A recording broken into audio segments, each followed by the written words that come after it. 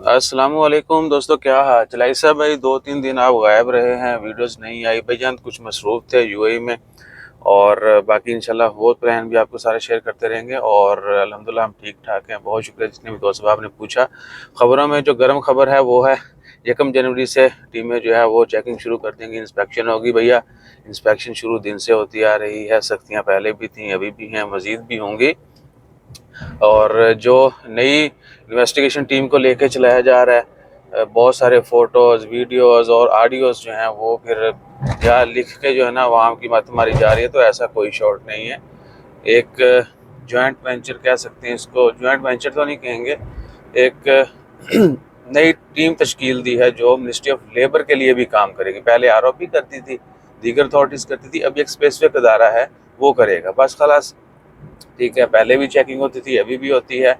और नए साल से कुछ नया क्या होने जा रहा है, लेबर की चेकिंग, वीज़ा चेकिंग, सब कुछ होता रहना है। आप 2024 में जो मिनिस्ट्री ऑफ लेबर की चेकिंग के हवाले से मैंने पहले वीडियो डाली थी, उसमें बहुत सारी चीज़ें मैंने शेयर की थी, वो आप दोबारा देख सकते हैं। 2024 में जनवरी से जो है नए नए कवानीन लागू होने जा रहे हैं। लेबर लॉ जो है नया वो भी इम्प्लीमेंट होना है, लेकिन ग्रेजुअली नया सोशल प्रोटेक्शन लॉ आना है। उसके बाद सैलरीज़ का अकाउंट में आना, कॉन्ट्रैक्ट हर हाल में जो है ऑनलाइन, इंश्योरेंस जो है हेल्थ इंश्योरेंस वो मैंडेटरी होना, ये सारी चीज़ें होनी हैं। सो जो उन लोग उनकी वायलेशन होगी, जो नए कवानीन नाफज होने जा रहे हैं उनकी जो वायलेशन होनी है, उसके लिए एक स्पेशल इन्वेस्टिगेशन टीम जो है वो मिनिस्ट्री ऑफ लेबर का काम भी करेगी। पहले वो मिनिस्ट्री ऑफ लेबर के साथ नहीं काम करते थे, जो आरओपी है वो काम करती थी मिनिस्ट्री ऑफ लेबर के लिए, दीगर अथॉरिटीज़। अभी एक स्पेशल टीम बना दी है वो करेंगे। ठीक है, वो कैसे करें, क्यों करें, ये सब कुछ कानून है, उन्होंने फॉलो करना है, दैट्स ऑल। इसमें कुछ नया नहीं है कि जी ये होने जा रहा है, वो होने जा रहा है, सब कुछ पहले से होता आ रहा है। चीज़ों को नॉर्मलाइज करना है, रेगुलेट करना है, और बेहतर से बेहतर ऑर्गेनाइज करने के लिए ये सब जो है वो किया जा रहा है। सो कुछ भी नया नहीं है। ये मत जो है ना वो अपने आप को भी इस झंझट से निकाल लें कि जी पता नहीं क्या हो जाना है। हाँ, एग्रीमेंट को लेके जो है वो पहले भी था आपके पास। अगर आप सेम अरबाब के साथ काम नहीं करते तो आप किसी तीसरे बंदे के साथ काम करते हैं, तो दोनों अरबाब जो हैं, जिसने आपको वीज़ा दिया, जिसके साथ काम कर रहे हैं, कंपनी, अरबाब, स्पॉन्सर, कुछ भी बोल रहे हैं, उनके दरमियान एक जो है मादा होना चाहिए, कॉन्ट्रैक्ट होना चाहिए कि ये मेरा बंदा है जी, ये उसकी डिटेल है, ये फलां बंदे के साथ फलां जगह पे इस काम के लिए जो है वो पॉइंट है, और ये ड्यूरेशन है इसके काम का, खलास, दैट्स इट।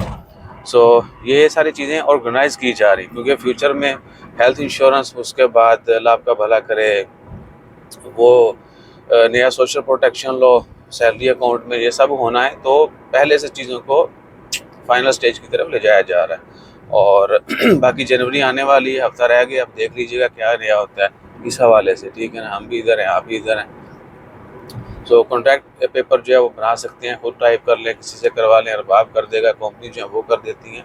उसमें कोई वो वाला 2 नंबरी वाला या कोई ऐसी नई चीज़ नहीं है कि आप उसको भी लेके परेशान हो। हाँ, आपका अरबाब चाहेगा तो वो डेफिनेटली करेगा, उसकी रजामंदी होनी चाहिए कि जी हाँ ये मेरा जो है ना एम्प्लॉय है, ये फलां जगह पे काम कर रहा है। वो आपने कैसे मैनेज करना है, क्योंकि बहुत सारे लोग। और बाकी खबरों में हॉकी 5 कप जो है वर्ल्ड कप वो होने जा रहा है जनवरी में, और मस्कत में होगा, उसकी भी जो है ना झलकियाँ आपसे शेयर किया करेंगे इंशाल्लाह ताला खैर। और बाकी एक और थी खबर है, तुर्की ने जो वीज़ा फ्री किया है वो ओमानियों के लिए किया है। सिटीज़न जो हैं, जो उस मुल्क के रहने वाले लोग होते हैं, उनको बोला जाता है रेजिडेंट, उसमें बाकी सब भी आते हैं। जो ओमानी सिटीज़न हैं, इवन के बाकी जो हैं, उनके लिए भी वीज़ा फ्री का ऐलान हर 6 महीने में 90 दिन के लिए वो टूरिस्ट वीज़ा जो है वो उनको लेने की ज़रूरत नहीं होगी, टूरिज़्म के लिए वो तुर्की में क़याम कर सकते हैं। ठीक है, जो जनवरी में इसका आगाज़ हो जाएगा।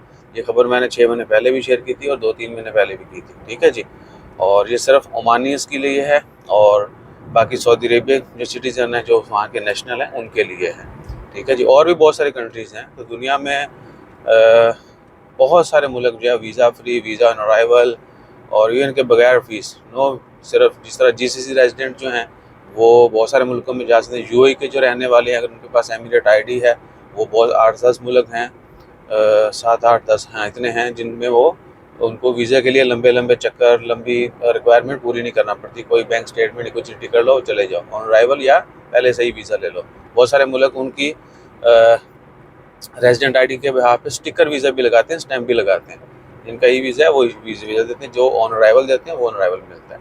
ठीक है ना, सो ये सूरत हाल है। बाकी फिर इंशाल्लाह खैर देखते हैं दिन में क्या क्या खबरें आती हैं, वो भी शेयर करेंगे। और जब कभी मसरूफियत हो तो प्लीज़ उसको थोड़ा हमें भी टाइम दिया करें, ठीक है ना।